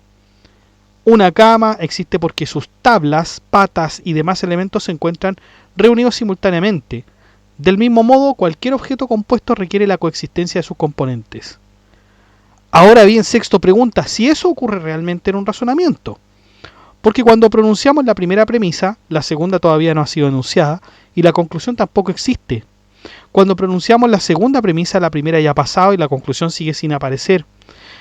Finalmente, cuando llegamos a la conclusión, las premisas ya no están presentes. O sea, cada parte aparece sucesivamente y desaparece antes de que las demás estén presentes. ¿Y cómo esto coexiste simultáneamente? Y si las partes de un compuesto no coexisten, ¿cómo puede existir verdaderamente el compuesto mismo? Por lo tanto, este era el mismo razonamiento de la frase que teníamos de que si está de día hay luz. ¿Sí o no? Aquí seguimos haciendo lo mismo, exactamente lo mismo. En los silogismos, cuando nosotros tenemos preposiciones, perfecto, tenemos la primera, la segunda y la conclusión, o una primera, segunda, tercera y después una conclusión. Como sea, cuando va pasando la primera, va la segunda, va la tercera, y parece que ni siquiera se necesitan para alcanzar la conclusión. Porque claro, un razonamiento está bien encadenado cuando existe una dependencia correcta entre las premisas y la conclusión. Pero esa dependencia se basa en la teoría de la implicación lógica, lo que habíamos visto de las implicaciones válidas. Y precisamente esa teoría nosotros ya la habíamos refutado. Como las distintas escuelas discrepaban sobre qué es exactamente una implicación, entonces tampoco puede establecerse con claridad cuál es el razonamiento correcto. Y siguiendo con los silogismos, sobre todo de los estoicos, vamos a encontrar defectos, incoherencias. Por ejemplo, decir, si es de día hay luz, pero en la plaza se vende trigo, luego Dion pasea. ¿Qué significa esto? No tiene absolutamente ninguna conexión lógica, la conclusión no se sigue de las premisas, ¿no es cierto? Y eso es uno de los defectos que puede tener una preposición. Puede tener redundancia. Si es de día hay luz, pero es de día y Dion pasea, luego hay luz. O sea, yo podría formar incluso un tercer silogismo súper absurdo. Y podría decir, si es de día hay luz, es de día, luego hay luz. Pero los estoicos también aceptaban lo siguiente, si es de día hay luz, no hay luz, luego no es de día. El primer silogismo corresponde a lo que hoy llamamos el modus ponens y el segundo al modus tollens. ¿Qué significa el modus ponens? El modo que afirma. Si A, entonces B. A, luego B. Por ejemplo, el mismo ejemplo que habíamos puesto. Si llueve, entonces el suelo se moja. Está lloviendo. Conclusión, luego el suelo se moja. El modus tollens es el modo que niega. Si A, entonces B. No B, luego no A. Por ejemplo, si llueve, entonces el suelo se moja. El suelo no está mojado, luego no está lloviendo. Y todo esto los estoicos lo consideraban válido, ¿ya? Si la implicación afirma que la existencia del día produce necesariamente la luz, entonces afirmar el día obliga a afirmar la luz. Del mismo modo, negar la luz obliga a negar el día, porque si hubiera día tendría que haber luz. Pero los estoicos rechazaban el razonamiento inverso, es decir, si es de día hay luz, luego es de día. Eso lo rechazaban. Y hoy lo conocemos eso como la falacia de afirmación del consecuente. Claro, porque la luz puede existir por otras causas distintas del día. Sexto utiliza el ejemplo de una lámpara encendida durante la noche. En ese caso es verdad que hay luz, pero no es verdad que es de día. Por tanto, aunque las premisas sean verdaderas, la conclusión puede ser falsa. Además, los estoicos consideraban correcto afirmar la riqueza es buena, mala o indiferente. No es mala ni indiferente, luego es buena. La conclusión parece legítima porque se han agotado todas las posibilidades. En cambio, sería engañoso decir simplemente la riqueza es buena o mala. No es mala, luego es buena. El error consiste en haber omitido una posibilidad adicional, que es la indiferencia. Sexto presenta este ejemplo para mostrar cómo los lógicos creen distinguir razonamientos completos de razonamiento incompleto. Sin embargo, inmediatamente cuestiona la posibilidad misma de hacer esa distinción, porque según Sexto, para determinar si un razonamiento está correctamente construido, hay que saber previamente si existe una conexión válida entre sus premisas y su conclusión. Pero esa conexión depende de la teoría de la implicación lógica, que ya habíamos dicho que la propia implicación es objeto de desacuerdo entre los filósofos. Entonces, no podemos avanzar ahí. Por ello sostiene que quien afirme que un razonamiento es incoherente se encuentra en una dificultad. Si simplemente lo afirma sin prueba, su opinión tiene el mismo valor que la opinión contraria. Y si intenta demostrarlo, va a tener que utilizar otro razonamiento, y ya sabemos lo que pasa con los razonamientos ad infinitum. El mismo problema afecta a los razonamientos considerados incorrectos por emplear esquemas lógicos defectuosos. Los lógicos creen saber qué formas de inferencia son legítimas y cuáles no. Pero Sexto pregunta cómo se establece esa diferencia, porque toda demostración de la corrección de un esquema tendría que usar otro esquema cuya validez ya estuviera garantizada, pero como eso no se puede probar, nada que hacer. También extiende la crítica a los razonamientos defectuosos por omisión. Si no puede determinarse qué constituye un razonamiento completo y perfecto, tampoco puede determinarse cuándo falta alguna premisa necesaria. Para decir que un razonamiento omite algo, primero habría que poseer un criterio seguro de completud lógica. Tal criterio no existe, entonces la acusación de omisión carece de fundamento definitivo. Los lógicos sostienen que algunas premisas sobran porque la conclusión puede obtenerse sin ellas, pero Sexto insinúa que tampoco aquí existe una frontera clara para afirmar que una premisa es superflua, porque habría que conocer exactamente qué relaciones de dependencia son esenciales y cuáles no. Los estoicos además sostenían que ciertos razonamientos básicos eran tan evidentes que no necesitaban demostración alguna. Estos argumentos que se llamaban los apodícticos. Y a partir de ello podían justificarse todos los demás razonamientos válidos. Y ya Sexto acepta esto, acepta que hay cosas que son, digamos, razonamientos tan básicos que deben aceptarse.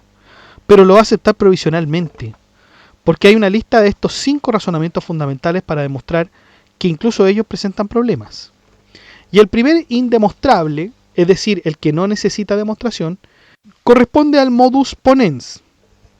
Si es de día hay luz, es de día, luego hay luz. Sexto observa que si ya está admitido que el día implica necesariamente la luz, entonces basta afirmar es de día para concluir que hay luz. La premisa condicional se vuelve innecesaria entonces. Por ello considera que el razonamiento contiene un elemento redundante y que los estoicos implican innecesariamente una inferencia que ya estaba contenida en la afirmación inicial. Entonces, de alguna manera, Sexto lo que nos está diciendo acá es que no es que aquí se tenga que demostrar nada. Aquí, de hecho, ni siquiera hay una demostración. Si yo digo es de día y efectivamente es de día, no tengo que demostrar nada. Y si, claro, no hay que demostrar nada, este argumento apodíctico carece de cualquier valor. Y aplica la misma crítica al segundo indemostrable que el equivalente al modus tollens, es decir, si es de día hay luz, no hay luz, luego no es de día. Si realmente es imposible que exista el día sin luz, entonces la ausencia de luz basta por sí sola para excluir el día. Nuevamente, la proposición condicional aparece como un añadido que la verdad es absolutamente superfluo. El tercer indemostrable utiliza una compatibilidad lógica. No es verdad que sea de día y de noche al mismo tiempo. Es de día, luego no es de noche. Y Sexto argumenta que si ya sabemos que día y noche son incompatibles, entonces al afirmar una de las dos automáticamente excluimos la otra. Entonces la negación inicial de la conjunción resulta redundante. Ni siquiera estamos hablando de demostraciones, es una redundancia. Y lo último, lo mismo se aplica a los dos últimos indemostrables que utilizan disyunciones. Si sabemos realmente que o es de día o es de noche, entonces afirmar uno de los términos permite excluir inmediatamente el otro, y negar uno permite afirmar el otro. Según Sexto, la disyunción no añade nada esencial al razonamiento porque todo el trabajo inferencial ya está contenido en el conocimiento previo de la oposición entre ambos términos. Vamos con lo mismo, pero los silogismos clásicos, porque hasta ahora había atacado los indemostrables de los estoicos, y ahora sostiene que los silogismos clásicos tampoco escapan al problema de la redundancia. Toma un ejemplo de silogismo aristotélico. Lo justo es bello, lo bello es bueno, luego lo justo es bueno. Preguntaría Sexto, si realmente está claro que todo lo bello es bueno, perfecto. Pero si no está claro, entonces la segunda premisa es discutible y el razonamiento no puede aceptarse como una demostración segura. Pero si sí está claro y todos admiten que lo bello es necesariamente bueno, entonces basta afirmar que algo es bello para concluir que inmediatamente es bueno. Y en ese caso la segunda premisa se vuelve superflua, igual que con el razonamiento de los estoicos. Y el razonamiento podría reducirse a esto: lo justo es bello, luego lo justo es bueno. Pero la premisa universal se vuelve superflua. Después aplica exactamente la misma estrategia al ejemplo clásico. Sócrates es hombre, todo hombre es animal, luego Sócrates es animal. Sexto pregunta, ¿es evidente que todo hombre es animal o no? Si no es evidente, entonces la premisa universal requiere demostración y el silogismo pierde su pretendida certeza. Pero si es evidente, entonces al afirmar que Sócrates es hombre, ya se está afirmando implícitamente que es animal. Por tanto, bastaría decir Sócrates es hombre, luego Sócrates es animal. La premisa todo hombre es animal, redundante. Entonces, no está negando necesariamente la conclusión. No afirma que Sócrates no sea animal ni que lo justo no sea bueno. Él quiere mostrar, Sexto, que los lógicos creen haber descubierto una maquinaria inferencial compleja cuando en realidad sus premisas o son universales sus premisas son universales discutibles, o bien son tan evidentes que son innecesarias. En consecuencia, hay muchos problemas con la demostración, porque Sexto afirma que si una demostración concluye en algo manifiesto, por ejemplo, resulta innecesario porque lo evidente no requiere prueba. En cambio, si concluye en algo no manifiesto, tampoco sirve, ya que precisamente sobre las cosas ocultas existe desacuerdo y no hay criterio seguro para verificar la conclusión. Además, cuestiona que unas premisas manifiestas puedan conducir a una conclusión no manifiesta. Si las premisas y la conclusión están necesariamente relacionadas, como sostienen los lógicos, deberían conocerse simultáneamente. Por ello, unas premisas evidentes no podrían revelar una conclusión oculta. Se dan cuenta que es la misma idea, porque ¿qué está haciendo Sexto? Utilizando su propio instrumento escéptico. Lo mismo, por ejemplo, pasa con la demostración universal, porque toda demostración real es concreta. También rechaza que la demostración sea el conjunto de premisas y conclusión, porque la conclusión terminaría formando parte de aquello que pretende demostrar, y eso es una circularidad. Tampoco puede identificarse solo con las premisas, ya que la conclusión no hay demostración completa. Entonces está bien difícil saber qué es la demostración. Pero nos da, Sexto, a ver, 4 posibilidades. Existe la demostración de algo manifiesto a algo manifiesto, de algo no manifiesto a algo no manifiesto, de algo no manifiesto a algo manifiesto y de algo manifiesto a algo no manifiesto. Y concluye lo siguiente: unas son superfluas y las otras exigen demostrar aquello que aún no es conocido. Y ya sabemos las trampas que hay con todo aquello. O sea, está la regresión infinita. Si se apela a un signo o a un criterio de verdad, se incurre en un círculo vicioso, porque ambos también necesitan demostración. Y encima de todo esto hay una paradoja de los dogmáticos, porque los dogmáticos construyen lo siguiente: dicen que los razonamientos escépticos contra la demostración tienen solamente 2 posibilidades: o son demostrativos o no lo son. Si no son demostrativos, no tienen fuerza para probar que la demostración no existe. Pero si son demostrativos, entonces ya existe al menos una demostración, precisamente la utilizada por los escépticos. Por consiguiente, la demostración sí existe, dicen los dogmáticos. Para reforzar la objeción, presentan un razonamiento semejante a una reducción al absurdo. Dicen los dogmáticos: si existe la demostración, entonces existe la demostración. Pero incluso si no existe la demostración, el argumento prueba que esa inexistencia sería una demostración. Por lo tanto, tanto de la hipótesis de que existe como de la hipótesis de que no existe, se concluye que existe al menos. En consecuencia, la demostración existe necesariamente.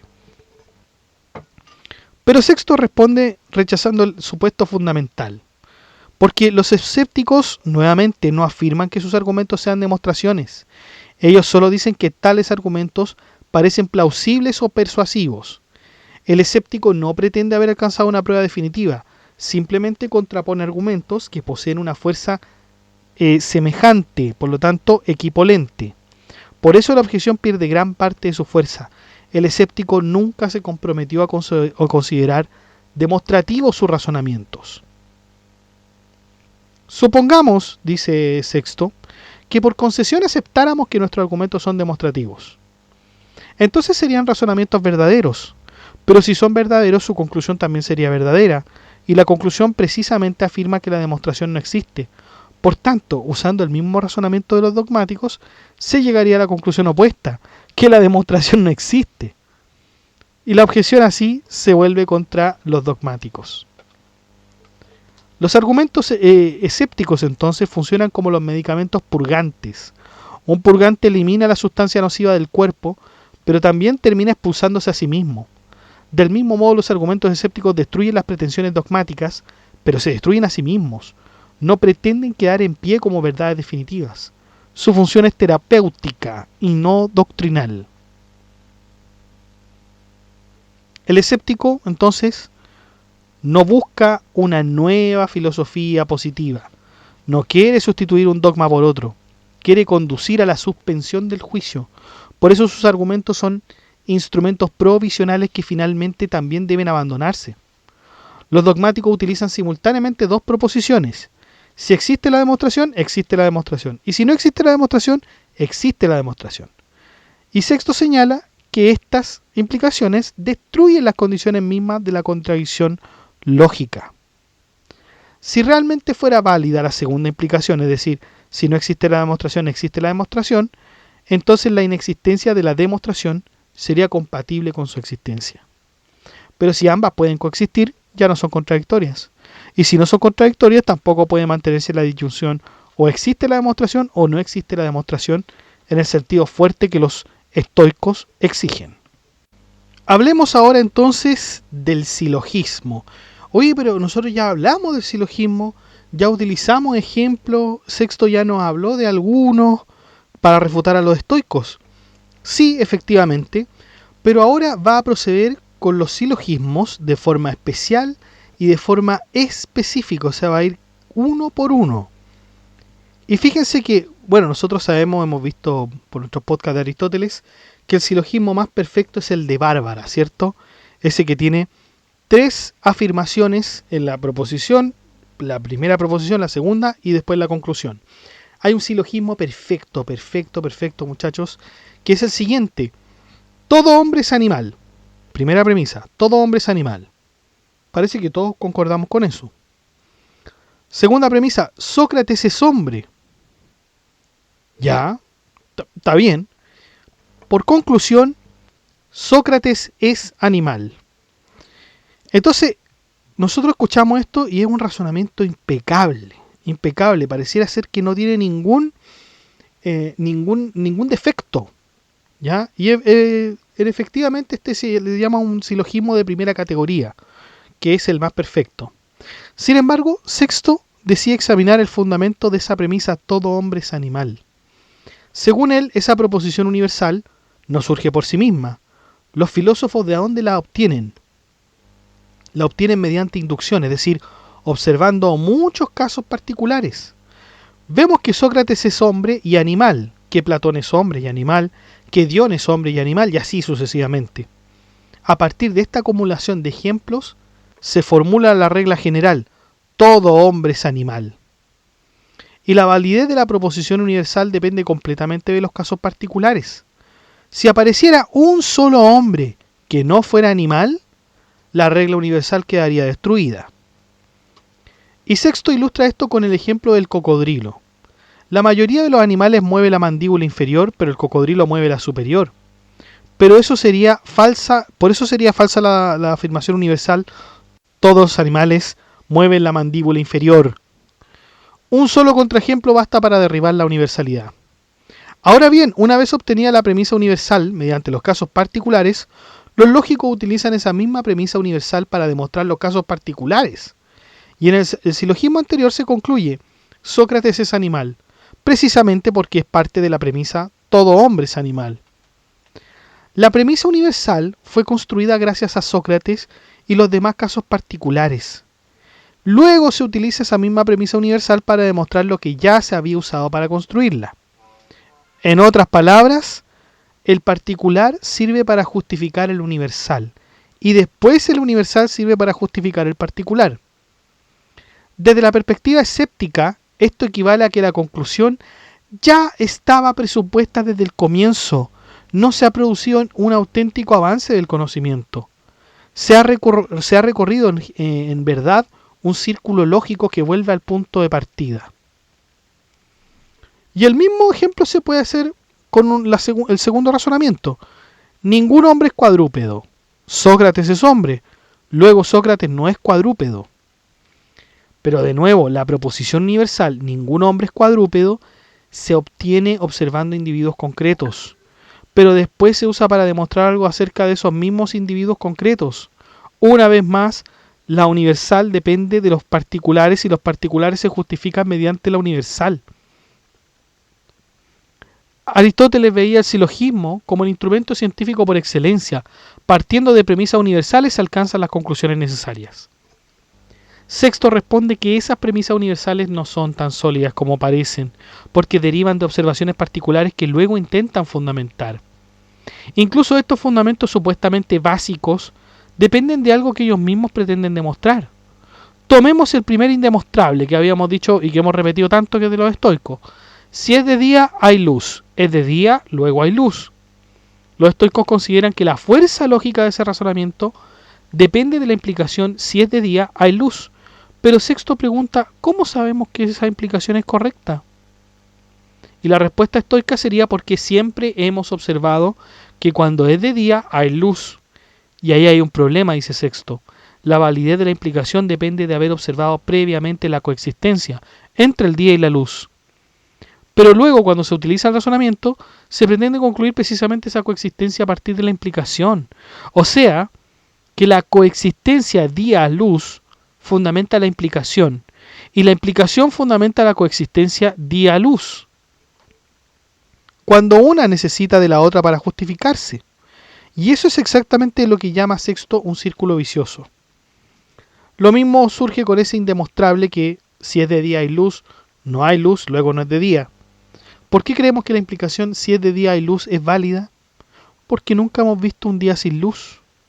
Pero el razonamiento utiliza precisamente esa implicación para concluir que sin luz no hay día. Entonces, de nuevo, la observación de que nunca hay día sin luz justifica la implicación. Y la implicación justifica la conclusión de que sin luz no hay día. Nuevamente, círculo vicioso. Vamos ahora con la inducción. Supongamos que alguien quiere demostrar una proposición universal. Por ejemplo, todos los hombres son mortales. Según Sexto, solo hay dos posibilidades. La primera es que el investigador haya examinado únicamente algunos casos particulares. Por ejemplo, observó que Sócrates murió, que Platón murió, que Aristóteles murió y muchos otros. Sin embargo, siempre queda abierta la posibilidad de que exista algún caso no examinado que contradiga la conclusión universal. Por eso Sexto dice que una inducción basada solamente en algunos casos nunca proporciona certeza. Siempre podría aparecer una excepción desconocida. La segunda posibilidad es que el investigador pretenda examinar todos los casos particulares antes de formular la regla universal. Pero aquí aparece otro problema. En la mayoría de los asuntos los casos particulares son innumerables o imposibles de recorrer completamente. Para afirmar con certeza absoluta que todos los hombres son mortales, habría que examinar literalmente todos los hombres.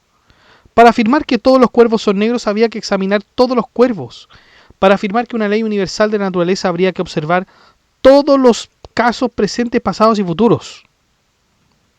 Y eso es imposible, dice Sexto. Por consiguiente, si examinamos solo algunos casos, la conclusión universal no es segura. Si pretendemos examinar todos los casos, la tarea es imposible. Entonces la inducción queda descalificada como fuente de certeza absoluta. El mismo Sexto sigue aceptando las apariencias y la experiencia práctica. Lo que niega Sexto es la inducción, es que la inducción pueda proporcionar una demostración rigurosa o una verdad absoluta. Por ejemplo, todos nosotros creemos que el sol saldrá mañana porque siempre ha salido antes. Sexto no diría que sea irracional esperar el amanecer. Lo que cuestiona es la afirmación más fuerte. ¿Puedo demostrar con absoluta certeza que el sol saldrá mañana? Desde su perspectiva, la experiencia pasada solo muestra lo que ocurrió hasta ahora, no lo que necesariamente ocurrirá siempre. Vamos con la definición.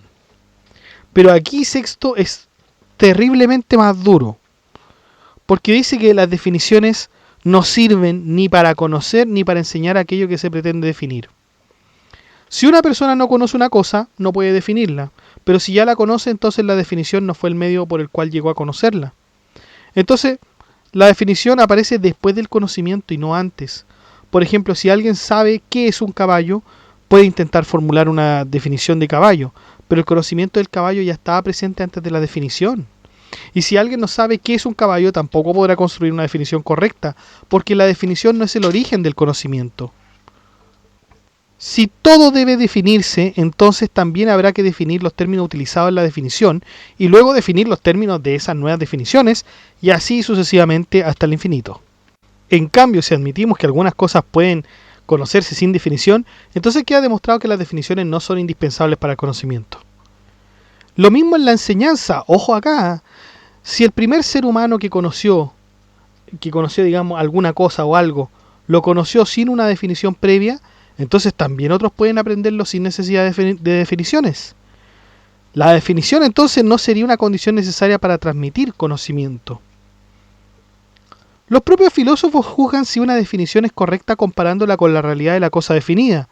Por ejemplo, rechazan la definición el hombre es un animal racional e inmortal, porque saben previamente que los hombres son mortales. Del mismo modo rechazan el hombre es un animal racional experto en gramática, porque saben que muchos hombres no conocen gramática.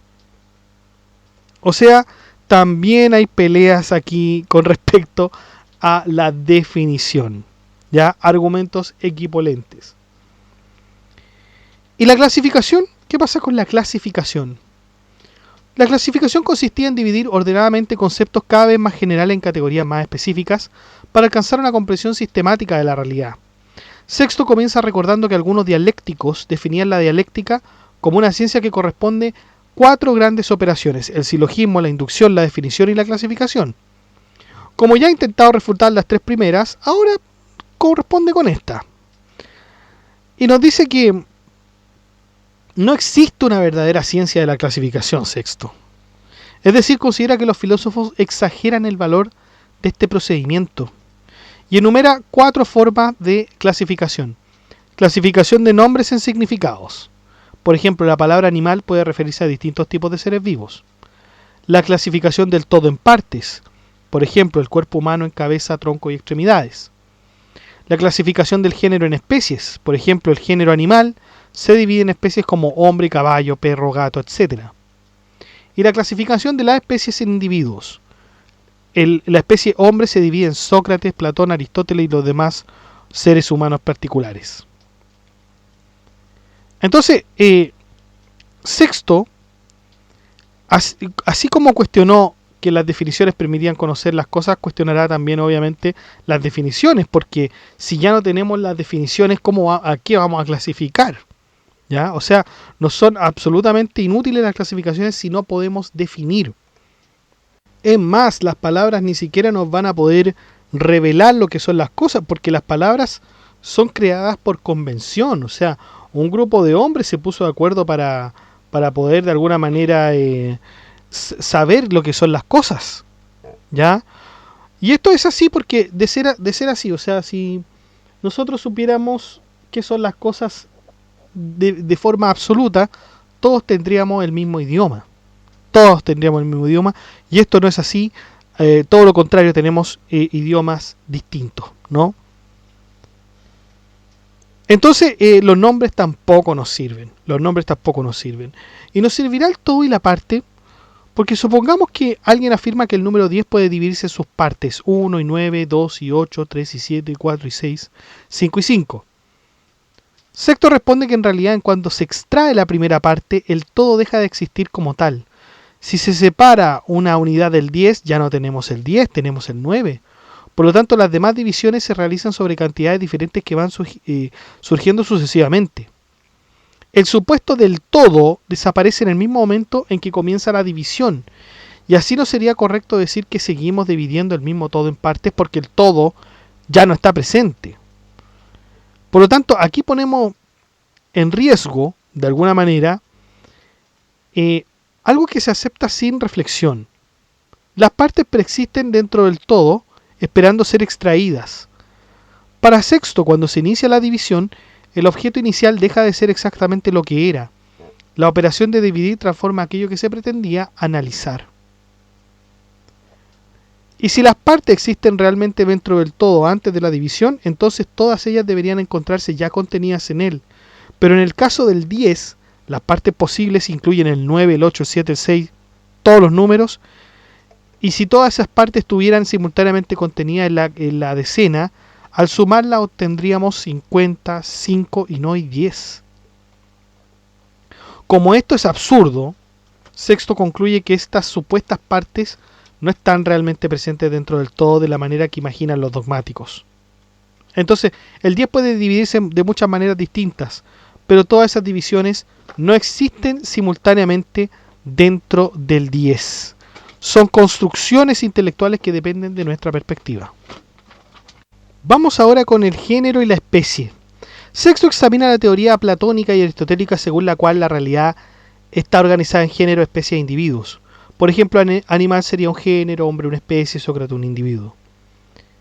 Primero pregunta cómo existe un género, porque si hay un género distinto para cada especie, deja de ser un género verdaderamente común. Pero si existe un único género compartido por todas las especies, entonces ese mismo género debería estar presente íntegramente en todas ellas a la vez, algo que Sexto considera imposible. Si por el contrario cada especie participa solo de una parte del género, entonces ya no compartirían un mismo género común. Y a Sexto se le pasa por la cabeza la idea del género supremo como el algo, ti en griego, que abarcaría toda la realidad. Si ese género posee ciertas propiedades como por ejemplo ser corpóreo, deja fuera las contrarias, lo incorpóreo, y deja de ser universal entonces. Si posee simultáneamente todas las propiedades opuestas, incurre en una contradicción. Por lo tanto, tampoco sirve decir que las contienen potencia porque algunas propiedades opuestas nunca podrían actualizarse conjuntamente. Después aplica el mismo razonamiento para el hombre. Si existiera una única humanidad común presente en todos los hombres, lo que se predica de esa humanidad debería ser igualmente verdadero en todos. Sin embargo, observamos que un hombre puede estar caminando mientras otro está sentado. Un hombre puede tener una costumbre determinada y otro otra costumbre totalmente distinta. Entonces, esto muestra que la supuesta humanidad común no funciona como una realidad única compartida. Y también nos habla de los accidentes, las propiedades como ver, respirar o caminar. Si la misma vista existiera simultáneamente en Dión y Teón, cuando uno muriera surgiría una contradicción. La vista habría desaparecido y seguiría existiendo al mismo tiempo. Lo mismo ocurre con la respiración y cualquier otra propiedad común. Por ello concluye que estas cualidades pertenecen únicamente a cada individuo y no existen como entidades universales compartidas en este caso. Vamos con el último elemento a analizar, los sofismas, es decir, aquellos razonamientos engañosos que parecen válidos pero conducen a conclusiones problemáticas.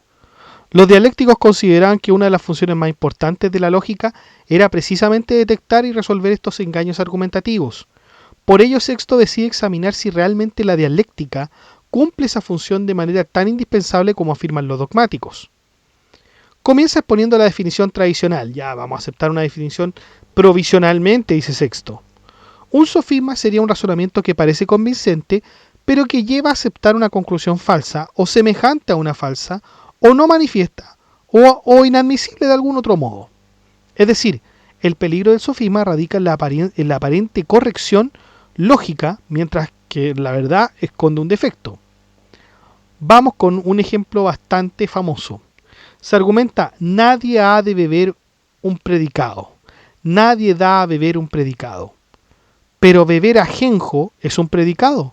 Luego nadie da a beber ajenjo. La trampa consiste en que la expresión beber ajenjo es tomada primero como una construcción gramatical y luego como si se refiriera a la sustancia real llamada ajenjo.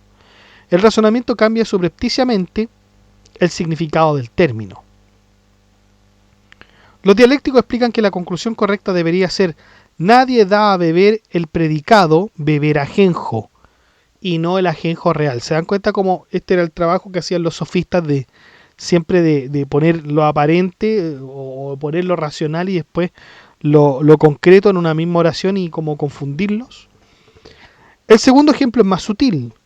Lo que podía y puede ser no es absurdo, pero el médico, en cuanto médico, mata, podía y puede ser.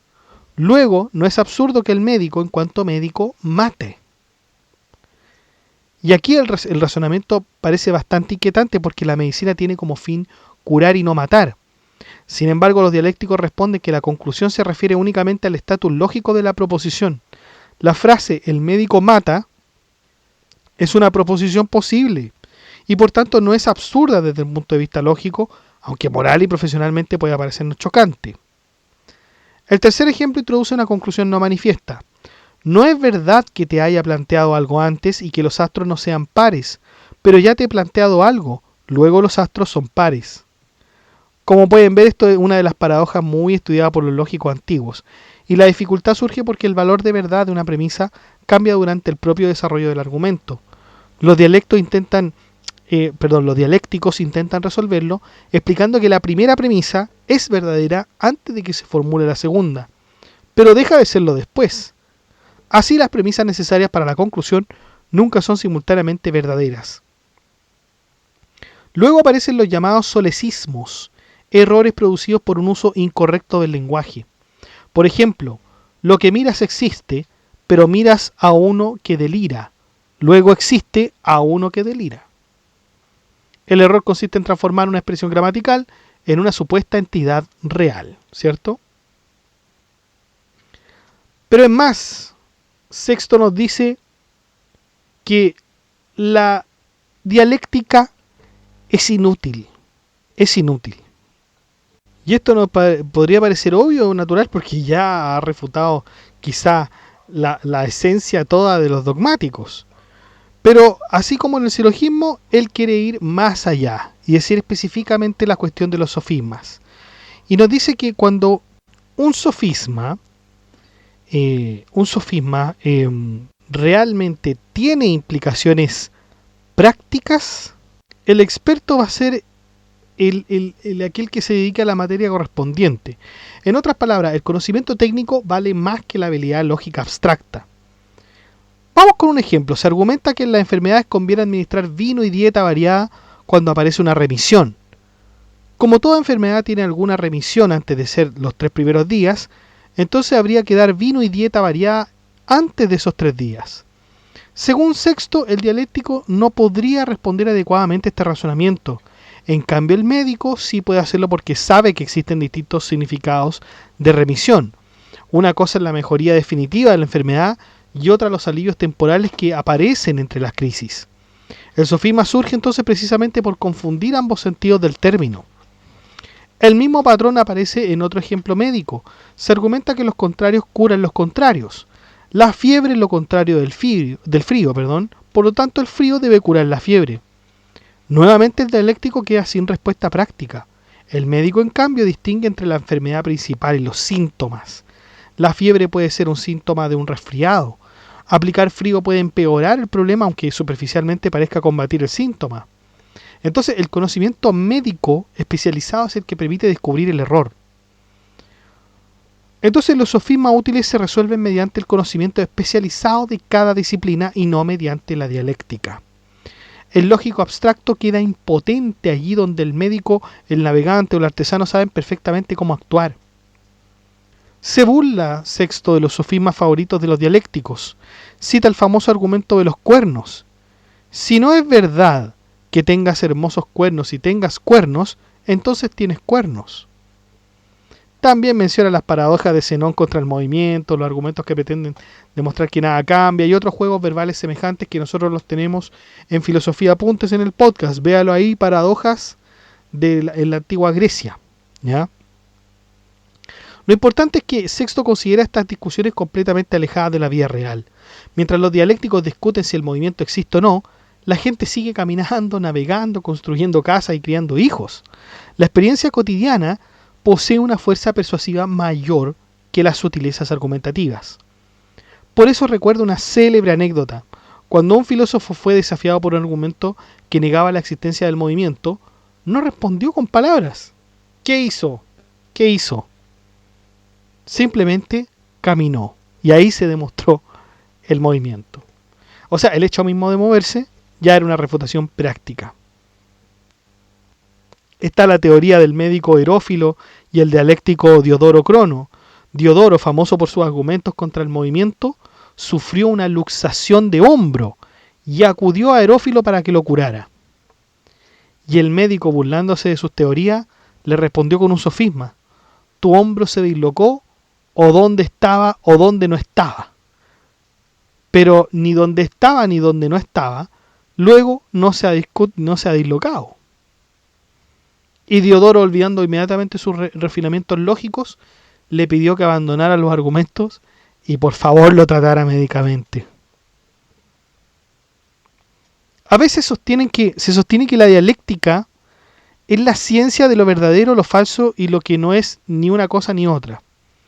Y según esta pretensión, el dialéctico debería ser capaz de identificar cuándo un razonamiento es correcto y cuándo es engañoso.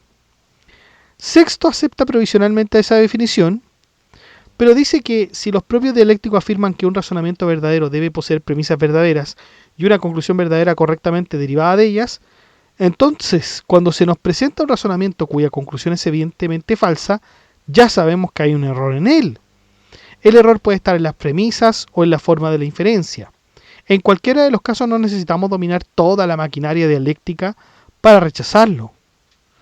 O sea, si alguien llega a una conclusión absurda, podemos negarnos a aceptarla aunque no sepamos exactamente dónde está el fallo técnico. O sea, para Sexto no es necesario ser un experto en lógica para percibir que algo anda mal. Dice que ocurre lo mismo con los prestidigitadores. Cuando vemos un truco de magia, sabemos que existe algún engaño, aunque ignoremos cómo funciona exactamente. Del mismo modo, cuando un razonamiento conduce a una conclusión evidentemente falsa o absurda, sabemos que hay un error, aunque no podamos señalar la falla lógica concreta. Los sofismas no siempre conducen a una falsedad manifiesta, a veces llevan a consecuencias absurdas, extravagantes o inaceptables, pero la respuesta sigue siendo la misma. No debemos aceptar una conclusión absurda simplemente porque parece derivarse de una argumentación ingeniosa. Si existiera un camino que conduce directamente a un precipicio, nadie se arrojaría al vacío solo porque el camino estuviera bien trazado. Al contrario, abandonaríamos el camino precisamente porque sabemos a dónde conduce. Del mismo modo, cuando un razonamiento lleva a una conclusión absurda, debemos desconfiar del razonamiento en lugar de aceptar la conclusión. Para Sexto, entonces, la evidencia práctica tiene prioridad sobre el refinamiento teórico. Si una teoría lógica concluye algo incompatible con la experiencia evidente, el problema está en la teoría y no en la experiencia. Y así, estimadísimos, hemos terminado entonces el libro segundo de los esbozos pirrónicos, escépticos contra dogmáticos. Aquí podemos ver entonces, finalmente, muchachos, la aplicación del método escéptico a todas las teorías dogmáticas, por lo menos presentes hasta el tiempo de Sexto empírico, ¿ya? Obviamente a usted le puede resultar sumamente refutable los argumentos de Sexto empírico, ¿ya? No hay duda de que puede ser así. Pero ojo, nunca hay que descuidar lo que Sexto nos está diciendo. O sea, no se puede saber la verdad absoluta de las cosas, ¿ya? De las cosas, de la realidad, de lo teórico. Y sobre todo, cuando hay discusión sobre aquello, cuando hay dos argumentos equipolentes, ya no hay cómo uno pueda resolver ese asunto. Pero ¿qué pasa si los argumentos no son equipolentes? Los dos no tienen la misma fuerza y uno gana. Obviamente habrá que aceptar ese argumento como el ganador, ¿ya? Tendríamos que conducirnos por ahí, dice Sexto. Pero hay un problema. ¿Existe algo así? ¿Existe un argumento que gana entre otro que no tiene...? Eso es lo difícil y eso es lo que nos invita Sexto a hacer. Porque bien podríamos decir que, por ejemplo, es bien polémico ese argumento que dice que todos los hombres son mortales. Y Sexto pregunta, ¿estáis seguros que no hay alguno que por ahí sea inmortal? Y ahí uno va a decir con la ciencia, mira, los hombres generalmente, como son seres humanos, tienen cuerpo, órganos, etcétera, que van envejeciendo y se van destruyendo finalmente. Bueno, es imposible asegurar que, o sea, obviamente es posible decir que se puede decir perfectamente todos los hombres son mortales. Pero Sexto va a decir entonces, bueno, ¿y cuál fue el procedimiento? El procedimiento fue haber observado a ciertos hombres que de determinada edad mueren. Perfecto. ¿Cuáles son esos hombres? Bueno, era Sócrates, Aristóteles, será Epicuro también, Zenón de Sitio y algunos otros más. Entonces ya no sería una premisa universal, sino que sería una más bien particular. Y esto nos parecería también, de alguna forma, un juego de palabras también. O sea, no es tanto tampoco una cuestión estructuralmente lógica. Ahora lo interesante de Sexto es que si ninguna cuestión teórica se puede construir, parece que tenemos que dejar todo a la simple experiencia, a la costumbre o al hábito. ¿Ah? Lo mismo que decía, por ejemplo, de que un lógico contra un médico no haría muy buenos silogismos, muy buenos razonamientos, más que el médico no podría hacerlo. ¿Ya? Lo mismo, por ejemplo, hay cosas tan evidentes que un niño se podría dar cuenta y no es necesario ser un lógico para decir que, no sé, si llueve el piso está mojado. ¿Ah? Hay cosas evidentes, absolutamente evidentes que no necesitan absolutamente ningún razonamiento. Las sabemos porque estamos habituados a ellas. Y pareciera ser que no necesitamos grandes explicaciones para aquellas cosas que pasan a menudo. ¿Mm? Y eso es interesante porque ahí Sexto va descubriendo un modo de pensar, un modo de conocer la realidad que se llama empirismo o también pragmatismo. Y lo va a llevar a cabo un gran filósofo británico que es David Hume, ¿ya? Que lo vamos a ver mucho más adelante, pero antes de ver a David Hume incluso hay otro antes muy bueno. Así que eso, muchachos, tenemos la refutación a los dogmáticos por parte del mismísimo Sexto Empírico. Les dejo el grupo de WhatsApp para que se enteren de la última novedad y el grupo de la comunidad para que hablemos de este y otros temas.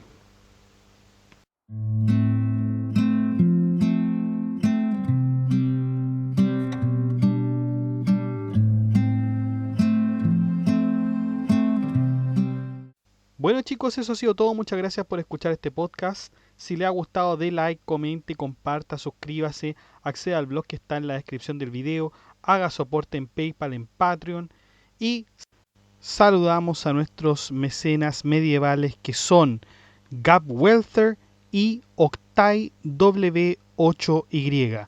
Muchas gracias, muchachos, por ser parte de este tipo de mecenazgo que es superior al de los mecenas romanos y así contribuir al proyecto educativo que es Filosofía Apuntes. Muchas gracias. Un abrazo. Saludamos a nuestros mecenas romanos que son Abstract Paniker, José Manuel Santos, Ricardo, Leticia Mejías, Noecita, Lagosam, Héctor Aybar Díaz, Nesa Basilio, Sebastián Gallo, Luan Santos, Valdemar M6Z y Benjamín Mayorga.